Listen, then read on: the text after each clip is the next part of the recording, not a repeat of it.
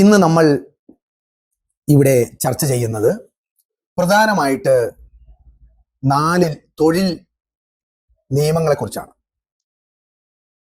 ഇന്ത്യയിൽ സ്വാതന്ത്ര്യത്തിന് മുൻപും സ്വാതന്ത്ര്യത്തിന് ശേഷവും നിലവിൽ വന്ന 29ഓളം തൊഴിൽ നിയമങ്ങളെയും വ്യാവസായിക ബന്ധ നിയമങ്ങളെയും ക്രോഡീകരിച്ചുകൊണ്ട് 2019 ആഗസ്റ്റ് മാസത്തിൽ കൂടിയ പാർലമെന്റ് സെഷനിൽ വെച്ച് കോഡ് ഓൺ വേജസ്, കൂലിയെക്കുറിച്ചുള്ള നിയമങ്ങൾ ഉണ്ടാക്കുകയും 2020 സെപ്റ്റംബർ മാസത്തിൽ കൂടിയ പാർലമെന്റ് സമ്മേളനത്തിൽ വെച്ച്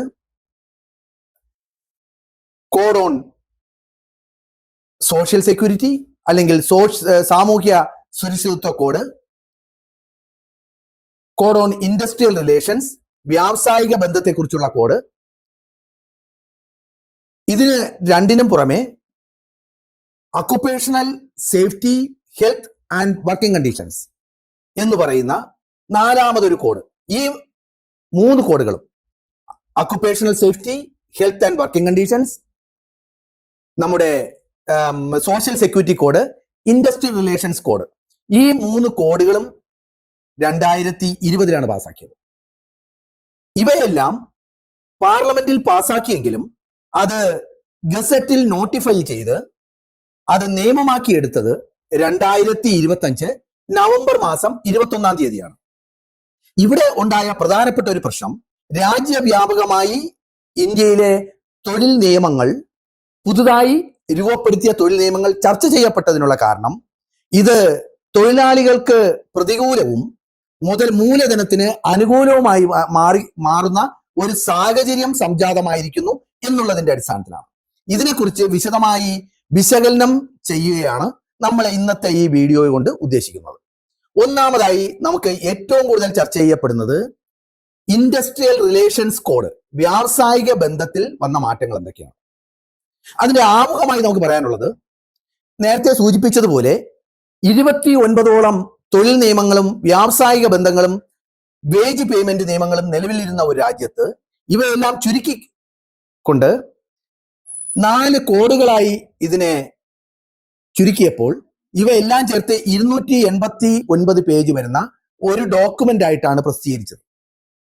അപ്പോ കോഡ് ഓൺ വേജസ്, അത് അല്ലെങ്കിൽ കൂലിയെ സംബന്ധിച്ച നിയമങ്ങൾ, അതുമായി ബന്ധപ്പെട്ട മിനിമം വേജസ് ആക്ട് നിലവിലുണ്ടായിരുന്നു, പിന്നെ ബോണസ് ആക്ട് നിലവിലുണ്ടായിരുന്നു, വേജ് പേയ്മെന്റ് ആക്ട് നിലവിലുണ്ടായിരുന്നു, അതുപോലെ തന്നെ ഈക്വൽ റെമ്യൂണറേഷൻ ആക്ട് നിലവിലുണ്ടായിരുന്നു. ഇങ്ങനെയുള്ള പല ആക്ടുകളെയും ക്രോഡീകരിച്ചുകൊണ്ടാണ് 2025 നവംബർ മാസം 21-ാം തീയതി ഗസറ്റിൽ നോട്ടിഫൈ ചെയ്ത കോഡ് ഓൺ വേജസ് നിലവിൽ വന്നത്. എന്താണ് കോഡ് ഓൺ വേജസിന്റെ പ്രശ്നങ്ങൾ? അത് ഇൻഡസ്ട്രിയൽ റിലേഷൻസ് കോഡിലെ മാറ്റങ്ങളുമായി ചേർത്ത് വേണം ചർച്ച ചെയ്യാൻ. അതിൽ ഒന്നാമതായി അത് വിമർശിക്കപ്പെടുന്നത്, ഇന്ത്യയിൽ ഓരോ സംസ്ഥാനത്തും ഓരോ തൊഴിലിനും, അസംഘടിത മേഖലയിലെ ഓരോ തൊഴിലിനും മിനിമം വേജസ് അതാത് സംസ്ഥാന സർക്കാരുകൾ ഏറ്റവും കുറഞ്ഞ കൂലി പ്രഖ്യാപിക്കാറുണ്ട്. ആ ഏറ്റവും കുറഞ്ഞ കൂലി ഓരോ സംസ്ഥാനത്തും ഓരോന്നായിരിക്കും. ഉദാഹരണത്തിന് നമ്മൾ തൊഴിലുറപ്പ് കൂലി എടുക്കുകയാണെങ്കിൽ ഇന്ത്യയിൽ 2025 ഏപ്രിൽ മാസം 1-ാം തീയതി മുതൽ പരിഷ്കരിച്ച തൊഴിലുറപ്പ് കൂലി, അത് ഏറ്റവും കൂടുതൽ നിലനിൽക്കുന്നത് ഹരിയാനയിലാണ്. 400 രൂപയാണ് ഒരു ദിവസത്തെ തൊഴിലുറപ്പ് പങ്കെടുക്കുന്ന തൊഴിലാളിക്ക് കിട്ടുന്ന കൂലി. കേരളത്തിലാണെങ്കിൽ അത് 369 രൂപയാണ് കേരളത്തിലെ കൂലി. ഏറ്റവും കുറഞ്ഞ കൂലി നിലവിലിരിക്കുന്നത് ബീഹാറിലാണ്. അത് ഒരു ദിവസം 256 രൂപയാണ്. അപ്പോ 250-നും 400-നും ഇടയിലാണ് ഇന്ത്യയിലെ വിവിധ സംസ്ഥാനങ്ങളിൽ 2025 ഏപ്രിൽ 1 മുതൽ നിലവിലിരിക്കുന്ന മിനിമം കൂലി. ഈ കൂലി നിരക്ക് എങ്ങനെ ഒരു മാനദണ്ഡത്തിന്റെ അടിസ്ഥാനത്തിൽ കൊണ്ടുവന്ന് ഏകീകരിക്കാൻ കഴിയും? അങ്ങനെ ഏകീകരിക്കുന്നത് ശരിയാണോ എന്നുള്ളതാണ് ആദ്യത്തെ ചോദ്യം. അതിനുള്ള ഉത്തരം, ഏകീകരിക്കുന്നത് വളരെ ബുദ്ധിമുട്ടുള്ളതും അത് തൊഴിലാളി വിരുദ്ധവുമായിരിക്കും എന്നുള്ളതാണ്. അതിന് പറയുന്നതിനുള്ള കാരണം, കൂലി എന്ന് പറയുന്നത് ഒരു തൊഴിലാളിക്ക് കിട്ടുന്ന കൂലി, ഒരു തൊഴിലാളിയെ നമ്മളൊരു സാധനമായി, ഒരു വസ്തുവായി കമ്പോളത്തിൽ വിൽക്കുന്ന ഒരു ചരക്കായി മാറ്റി കാണുകയാണെങ്കിൽ ഒരു ചരക്കും അല്ലെങ്കിൽ ഒരു കമ്മോഡിറ്റിയുമായി തമ്മിലുള്ള പ്രധാനപ്പെട്ട വ്യത്യാസം, സാധാരണ ജനങ്ങൾ കമ്പോളത്തിൽ പോയി ചരക്കുകളും സേവനങ്ങളും വാങ്ങുന്നത് പോലെ തന്നെ തൊഴിലാളികളെ വാങ്ങുകയും വിൽക്കുകയും ചെയ്യുന്ന കമ്പോളത്തെയാണ് നമ്മൾ തൊഴിൽ കമ്പോളം എന്ന് പറയുന്നത്. അപ്പൊ ആ രീതിയിൽ നോക്കുമ്പോൾ തൊഴിലാളികളും മറ്റു സാധനങ്ങളും ചരക്കുകൾ കമ്പോളത്തിൽ വിൽക്കുന്ന ചരക്കുകളാണ്, അതിന് വ്യത്യാസമില്ല. പക്ഷെ തൊഴിലാളിയും സാധാരണ കമ്പോളത്തിൽ വിൽക്കുന്ന ചരക്കുകളും തമ്മിൽ വ്യത്യാസമുണ്ട്. നമുക്ക് ഉദാഹരണമായി ഒരു കാറ് നമ്മൾ ഓടിക്കാതെ വീട്ടിലിട്ടിരുന്നാൽ ആ ഓടിക്കാത്ത സമയത്ത് അത് പെട്രോൾ ഉപയോഗിക്കുന്നില്ല, അല്ലെങ്കിൽ ഡീസൽ ഉപയോഗിക്കുന്നില്ല, ബാറ്ററി ഉപയോഗിക്കുന്നില്ല, കാർ അങ്ങനെ കിടക്കുന്നു. പക്ഷെ തൊഴിലാളിക്ക് ഒരു ദിവസം അവന് ജോലി കിട്ടിയില്ല എന്ന് വിചാരിച്ച് അവന് ഭക്ഷണം കഴിക്കാതിരിക്കാൻ പറ്റില്ല, അവന്റെ ദൈനംദിന ജീവിതത്തിൽ ഒരു മുടക്കം ഉണ്ടാവാൻ കഴിയില്ല. കാരണം അങ്ങനെ അവൻ തൊഴിലില്ലാത്ത ദിവസം പട്ടിണി കിടക്കുകയാണെങ്കിൽ അവൻ പിറ്റേ ദിവസം ജോലി ചെയ്യാൻ കഴിയില്ലാത്തവനാവും. അപ്പോ തൊഴിലാളിക്ക് കൊടുക്കുന്ന കൂലിയിൽ അവന് ജോലി ചെയ്യാൻ കഴിയാത്ത ദിവസവും ജോലി ചെയ്യാൻ കഴിയാത്ത വാർദ്ധക്യകാലത്തെ ഒരു ഘടകവും അവൻ ജോലി ചെയ്ത് തുടങ്ങുന്നതിന് മുമ്പേ ഉള്ള അവന്റെ ബാല്യകാലം, അവന് 20 വയസ്സോ 15 വയസ്സോ 20 വയസ്സോ 25 വയസ്സ് വരെയുള്ള അവൻ ജോലിക്കുള്ള നൈപുണ്യം നേടുന്ന കാലഘട്ടം, ഈ കാലഘട്ടം എല്ലാം കൂടെ ഉൾപ്പെടുത്തിയിട്ടുള്ള ഒരു കോമ്പൻസേഷനാണ് അവന്റെ കൂലിയായി വരേണ്ടത്. ഇത് വളരെ ഇതാണ് തൊഴിലാളിയും മറ്റു സാധനങ്ങളും തമ്മിലുള്ള വ്യത്യാസം. ഇത് തൊഴിലാളിയെ സംബന്ധിച്ചിടത്തോളം നമ്മളൊരു ഫാക്ടറിയിൽ ഒരു മെഷീനെ 24 മണിക്കൂറോ 48 മണിക്കൂറോ പ്രവർത്തിപ്പിച്ചത് കൊണ്ട് ആ മെഷീൻ ഒന്നും സംഭവിക്കാനില്ല, അതിന് വേണ്ട ലൂബ്രിക്കൻസ് മറ്റും കൊടുത്താൽ മതി. പക്ഷെ തൊഴിലാളിക്ക് അവന് 8 മണിക്കൂറിൽ കൂടുതൽ അവനെ ജോലി ചെയ്യാൻ അനുവദിച്ചാൽ, അവൻ ശേഷിക്കുന്ന 8 മണിക്കൂർ അവന് വിനോദത്തിനും അതിനുശേഷമുള്ള 8 മണിക്കൂർ അവന് വിശ്രമത്തിനും അനുവദിച്ചില്ല എന്നുണ്ടെങ്കിൽ അവന്റെ ആയുർദൈർഘ്യം ഇപ്പോൾ 75 വയസ്സ് വരെ ജീവിച്ചിരിക്കുന്ന തൊഴിലാളി ആ 70 വയസ്സ് വരെയും 65 വയസ്സ് വരെയും 60 വയസ്സ് വരെയും ആയി അവന്റെ ആയുർദൈർഘ്യം കുറയും. ഇത് മാത്രമല്ല, ഈ തൊഴിലാളിയുടെ മറ്റു പ്രധാനപ്പെട്ട ഒരു ഘടകമാണ് അവന്റെ അടുത്ത തലമുറയെ വളർത്തി പഠിപ്പിച്ച് തൊഴിൽ ചെയ്യാനുള്ള നൈപുണ്യം കൈവരിപ്പിച്ച് അതിനുവേണ്ടി ഉള്ള കരുത്താർജിക്കുമ്പോൾ തൊഴിൽ കമ്പോളത്തിലേക്ക് അവരെ പ്രദാനം ചെയ്യുക എന്നുള്ളത്. ഈ കാര്യങ്ങളെല്ലാം ചെയ്യുമ്പോഴാണ് ഒരു തൊഴിലാളി സമൂഹത്തിന് ഒരു സാമൂഹ്യ അടിത്തറയായി മാറുന്നത്. ഇത് ചെയ്യാത്ത ഒരു കാലഘട്ടം ഇന്ത്യക്കുണ്ടായിരുന്നു. അതില് ഒരു ഉദാഹരണം പറയാം. ഇന്ത്യയിൽ മിനിമം വേജസ് തോട്ടം തൊഴിലാളികൾക്ക് വേണ്ടി നടപ്പിലാക്കണമെന്ന് ആവശ്യപ്പെടുന്നത് ഇന്ത്യയിലെ തൊഴിലാളികളായിരുന്നില്ല.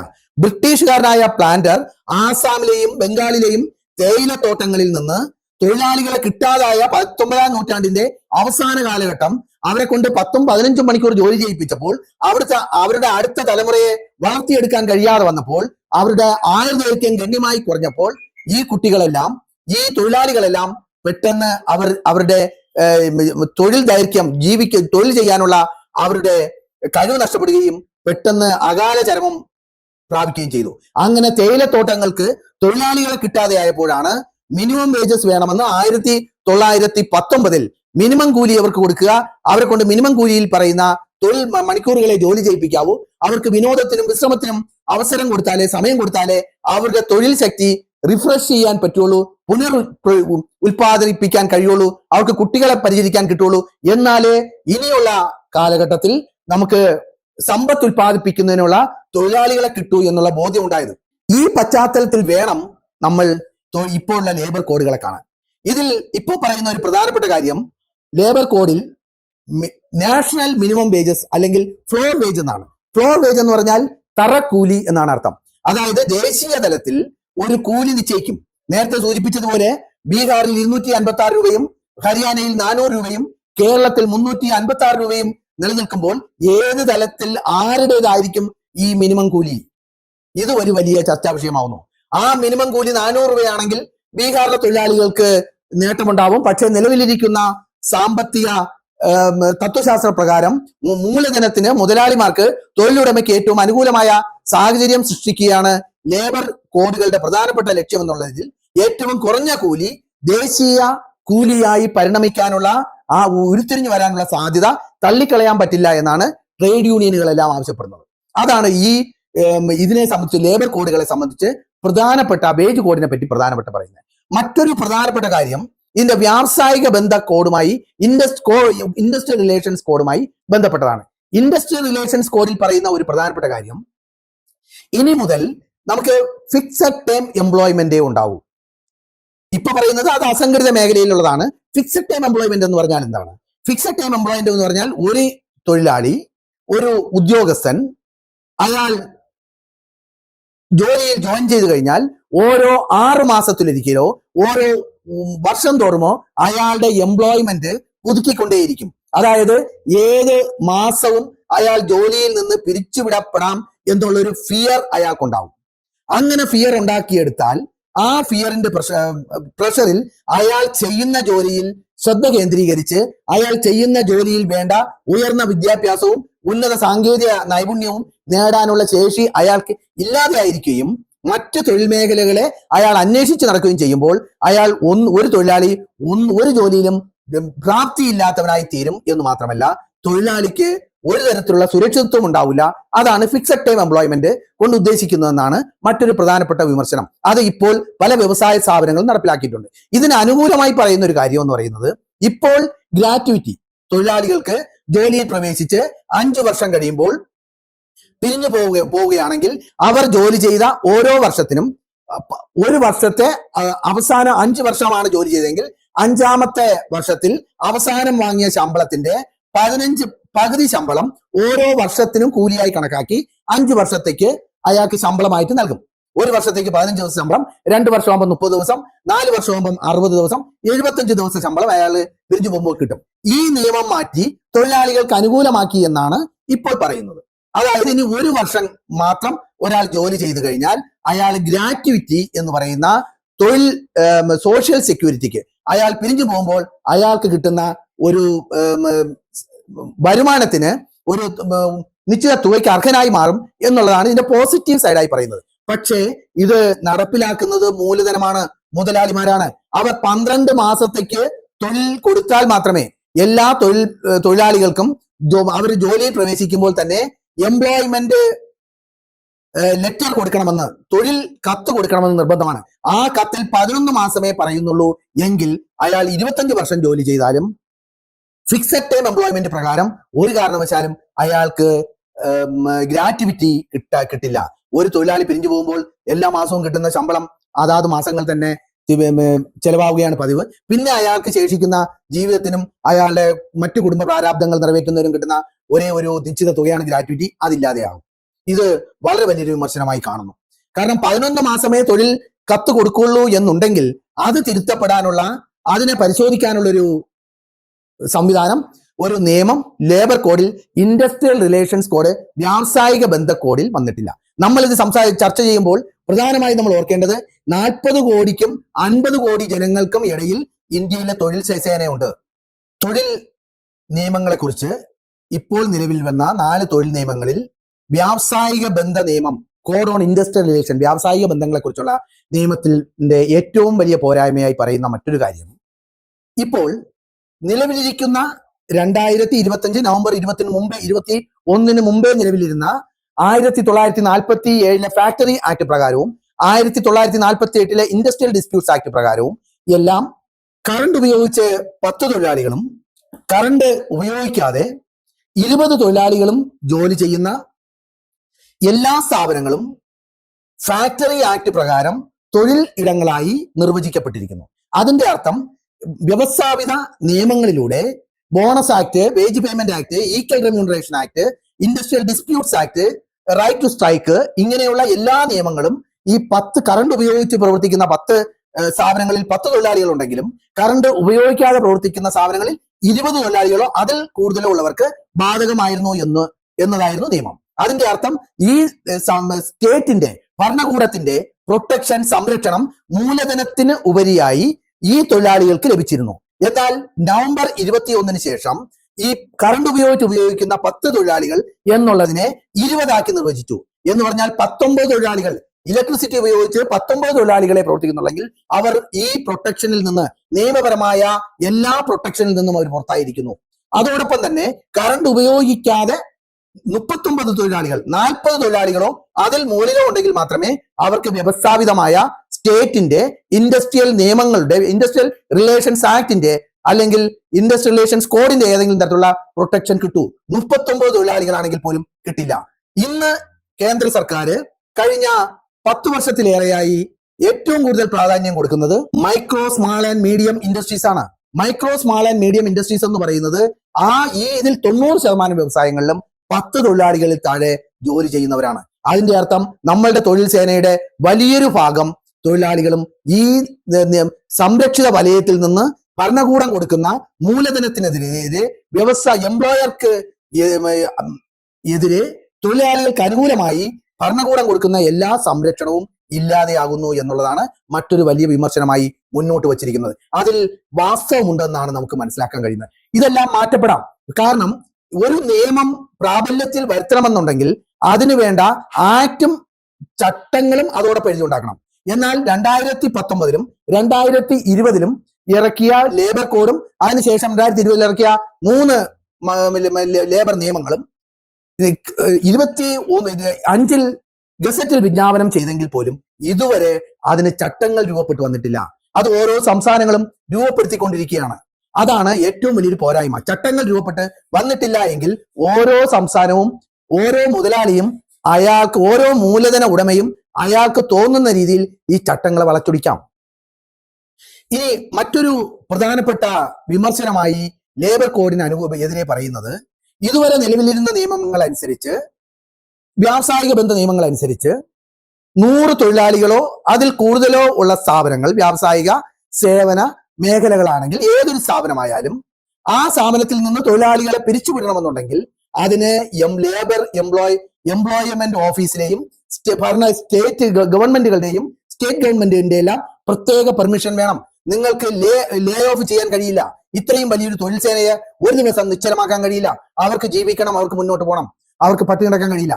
എന്നാൽ പുതിയ നിയമത്തിൽ പറഞ്ഞിരിക്കുന്നത് 300 തൊഴിലാളികൾ വരെ ജോലി ചെയ്യുന്ന സ്ഥാപനത്തിന് ഒരുവിധമായ മുന്നറിയിപ്പുമില്ലാതെ, ഒരുവിധമായ അനുമതിയുമില്ലാതെ നിങ്ങൾക്ക് അവിടുത്തെ തൊഴിലാളികളെ പിരിച്ചുവിടുകയും ഹയർ ആൻഡ് ഫയർ, നിങ്ങൾക്ക് ആവശ്യമുള്ള തൊഴിലാളികളെ പിരിച്ചുവിടാനോ അല്ലെങ്കിൽ എടുക്കാനുള്ള അവകാശം. ഇത് വളരെ രൂക്ഷമായ ഒരു പ്രതിസന്ധി തൊഴിൽ കമ്പോളത്തിൽ സൃഷ്ടിക്കും. ഇനി ഇത് എന്തുകൊണ്ടാണ് പ്രതിസന്ധി സൃഷ്ടിക്കുന്നതെന്ന് ചോദിച്ചാൽ, ഇതിന് ഉപോദ്ബലകമായി പറയുന്ന ഒരു ഘടകം, ഇപ്പോൾ 1991 മുതൽ ഇന്ത്യയിൽ നടപ്പിലാക്കി വരുന്ന നവ ഉദാരവൽക്കരണ സമീപനം എന്ന് പറയുന്നതിന്റെ അടിസ്ഥാന പ്രമാണം പരമാവധി മൂലധനത്തെയും മൂലധന ഉടമകളെയും ഓരോ സംസ്ഥാനങ്ങളും അവർക്ക് കഴിയുന്നത്ര രീതിയിൽ സ്വാധീനിച്ച് അവരവരുടെ സംസ്ഥാനങ്ങളിലേക്ക് അതാത് ഭരണകൂടങ്ങൾ കൊണ്ടുവരികയും അങ്ങനെ ഭരണകൂടങ്ങൾ തമ്മിൽ മത്സരിച്ച് പരമാവധി മൂലധനത്തെ കൊണ്ടുവന്ന് അങ്ങനെ സാമ്പത്തിക വളർച്ച ഉറപ്പാക്കണമെന്നുള്ളതാണ്. ഈ സാമ്പത്തിക വളർച്ച ഉറപ്പാക്കുമ്പോൾ അവിടെ സമ്പത്തിന്റെ ഉൽപാദനത്തിന്റെ യഥാർത്ഥ ഉടമകളായ തൊഴിലാളികളുടെ അവകാശങ്ങൾ ബലികഴിക്കപ്പെടുന്നു എന്നുള്ളതാണ് ഒരു പ്രധാനപ്പെട്ട വിമർശനം. ഈ വിമർശനത്തിന് ഉപോദ്ബലകമായ രീതിയിലാണ് ഇപ്പോൾ ലേബർ കോഡുകൾ അല്ലെങ്കിൽ തൊഴിൽ കോഡുകൾ ഉണ്ടായിരിക്കുന്നത് തോന്നാനുള്ള ഒരു പ്രധാന കാരണം, ഈ ഓരോ വ്യവസ്ഥകളും, അതായത് നാഷണൽ ഫ്ലോർ വേജ്, ദേശീയ തറക്കൂലി, ഏറ്റവും കുറഞ്ഞ കൂലി പ്രഖ്യാപിക്കും എന്ന് പറഞ്ഞാൽ അതിന്റെ അർത്ഥം ആ കൂലിയിൽ കുറച്ച് കൊടുക്കരുതെന്ന് പറയുമ്പോഴും അതിന്റെ അടുത്ത ക്ലോസ് ആയി പറയുന്നു അത് ഓരോ സംസ്ഥാന ഗവൺമെന്റുകൾക്കും തീരുമാനിക്കാം. അപ്പൊ സംസ്ഥാന ഗവൺമെന്റുകൾ എന്ത് ചെയ്യും? ഞങ്ങളുടെ നാട്ടിൽ തൊഴിലാളികൾക്ക് 8 മണിക്കൂർ ജോലി എന്നുള്ളത് 12 മണിക്കൂറോ അതിൽ കൂടുതലോ ജോലി ചെയ്യാം. പക്ഷെ അതോടൊപ്പം ഞങ്ങൾ തൊഴിലാളികൾ കൊടുക്കുന്ന കൂലി മിനിമം ബേസിസ് ഇത്രയും ആക്കി പ്രഖ്യാപിച്ചിരിക്കുന്നു. ഈ തൊഴിൽ കൂലിക്ക് നിങ്ങൾക്ക് തൊഴിലാളികളെ വയ്ക്കുകയും ചെയ്യാം. അവർക്കുള്ള അപ്പം കൂലിയുടെ നിർവചനത്തിൽ ഇപ്പോൾ 2 ഘടകങ്ങളെ ഉൾപ്പെടുത്തിയിട്ടുള്ളൂ. ഒന്ന് അവരുടെ ബേസിക് അടിസ്ഥാന ശമ്പളം, മറ്റൊന്ന് അവരുടെ ഡിയർനെസ് അലവൻസ് DA, അല്ലെങ്കിൽ അവരുടെ ഓരോ 6 മാസം കൂടുമ്പോഴും വിലയിലുണ്ടാകുന്ന വർധനവിനനുസരിച്ച് കൊടുക്കുന്ന കൂലിയിൽ വരുത്തുന്ന വർധനവ്. ഇത് കൂടാതെ തന്നെ തൊഴിലാളികൾക്ക് ഓവർ ടൈം അലവൻസ് ഉണ്ട്, തൊഴിലാളികൾക്ക് കിട്ടുന്ന ബോണസ് ഉണ്ട്, തൊഴിലാളികൾക്ക് കിട്ടുന്ന ഹോളിഡേ അലവൻസ് ഉണ്ട്, മറ്റു ഓരോ വ്യവസായത്തിലും അതനുസരിച്ച് ക്ലീനിങ് അലവൻസ്, ഇങ്ങനെ തൊഴിലിന്റെ സ്വഭാവം അനുസരിച്ച് പലതരത്തിലുള്ള സിറ്റി കോമ്പൻസേറ്ററി അലവൻസ് ഉണ്ട്, ഹൗസ് റെന്റ് അലവൻസ് ഉണ്ട്. ഈ അലവൻസുകളെ കുറിച്ചെല്ലാം ഈ നിയമങ്ങൾ സൈലന്റ് ആണെന്ന് പറഞ്ഞാൽ അർത്ഥം മൂലധനത്തെ പരമാവധി നിങ്ങളുടെ സംസ്ഥാനത്തേക്ക് സ്വാധീനിച്ചു കൊണ്ടുവരിക, അതിന് നിങ്ങൾ കൊടുക്കുന്ന വില എന്ന് പറയുന്നത് വലിയൊരു തൊഴിൽ സേനയുടെ ജീവിക്കാനുള്ള അവകാശത്തെയാണ് എന്നാണ് ഈ തൊഴിൽ കോഡിനെ പറ്റിയുള്ള പ്രധാനപ്പെട്ട ഒരു വിമർശനം. അതോടൊപ്പം തന്നെ മറ്റൊരു കാര്യം പറയുന്നത്, തൊഴിലാളികൾക്ക് ഈ കേന്ദ്ര നിയമത്തിൽ പറയുന്നതിൽ സംസ്ഥാനങ്ങൾക്കും അവകാശമുണ്ട്. കാരണം തൊഴിൽ എന്ന് പറയുന്നത് കൺകറന്റ് ലിസ്റ്റിൽ പെടുന്ന ഒരു ഐറ്റമാണ്, ഒരു വിഭാഗമാണ്. കൺകറന്റ് ലിസ്റ്റ് എന്ന് പറഞ്ഞാൽ സംസ്ഥാനത്തിനും കേന്ദ്രത്തിനും ഒരുപോലെ നിയമം പാസ്സാക്കാൻ പറ്റുന്ന വകുപ്പുകളെയാണ് നമ്മൾ കൺകറന്റ് ലിസ്റ്റിൽ ഉൾപ്പെടുത്തിയിരിക്കുന്നത്. പക്ഷെ കൺകറന്റ് ലിസ്റ്റിൽ തന്നെ ഒരു പ്രത്യേക കാരണമുണ്ട്.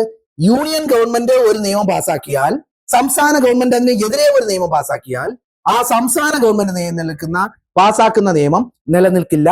യൂണിയൻ ഗവൺമെന്റ് പറയുന്ന നിയമമേ കൺകറന്റ് ലിസ്റ്റിൽ സംസ്ഥാനത്തിനും കേന്ദ്ര സർക്കാരിനും ഒരേ അവകാശമുള്ള വിഭാഗങ്ങളിൽ പോലും നിലനിൽക്കുകയുള്ളൂ. അപ്പൊ അവിടെ നമ്മൾ നോക്കേണ്ട ഒരു കാര്യം, ഈ തൊഴിൽ കമ്പോളത്തിൽ ശരിയായ രീതിയിൽ തൊഴിൽ സേനയ്ക്ക് അല്ലെങ്കിൽ തൊഴിലാളികൾക്ക് വേണ്ട ആനുകൂല്യങ്ങൾ ലഭിക്കുന്നുണ്ടോ എന്ന് പരിശോധിക്കേണ്ട എംപ്ലോയ്മെന്റ് ഓഫീസർ ഉണ്ട്. അത് പ്രോവിഡന്റ് ഫണ്ട് കൊടുക്കുന്നോ എന്ന് നോക്കുന്ന പ്രോവിഡന്റ് ഫണ്ടിന്റെ ഇൻസ്പെക്ടേഴ്സ് ഉണ്ട്. ഓരോ സംസ്ഥാനത്തിലുമുള്ള എംപ്ലോയ്മെന്റ് ഓഫീസുകളിൽ വന്ന എംപ്ലോയ്മെന്റ് ഇൻസ്പെക്ടേഴ്സ് ഉണ്ട്. ഇവരുടെ പേര് ഇപ്പോൾ റീനെയിം ചെയ്തിരിക്കുകയാണ്. ഇവരുടെ പേര് ഇപ്പോൾ മാറ്റിയിരിക്കുകയാണ്. അവരുടെ പേര് ഇൻസ്പെക്ടർ കം ഫെസിലിറ്റേറ്റർ എന്നാണ്. ഫെസിലിറ്റേറ്റർ എന്ന് പറഞ്ഞാൽ അർത്ഥം അവർ തൊഴിലാളികൾക്ക് ന്യായമായ വിഹിതം, കൂലി, അവധി ദിവസം ഇതെല്ലാം കിട്ടുന്നോ എന്നുണ്ടെന്ന് നോക്കുന്നതോടൊപ്പം തന്നെ മൂലധനത്തെ ഫെസിലിറ്റേറ്റ് ചെയ്യണം അതായിരിക്കണം ഇതുകൊണ്ട് അർത്ഥമാക്കുന്നത്. അതായത് അതുകൊണ്ടാണ് അവരെ ഫെസിലിറ്റേറ്റർ എന്ന് പറയുന്നത്. ഇതിനെതിരെ വളരെ ഗൗരവമായ വിമർശനങ്ങൾ ഇപ്പോൾ ഉയർന്നു വന്നിട്ടുണ്ട്. ഇതോടൊപ്പം തന്നെ സ്ത്രീകൾക്ക് ഇനിമേൽ ഏത് ഷിഫ്റ്റിലും ജോലി ചെയ്യാം.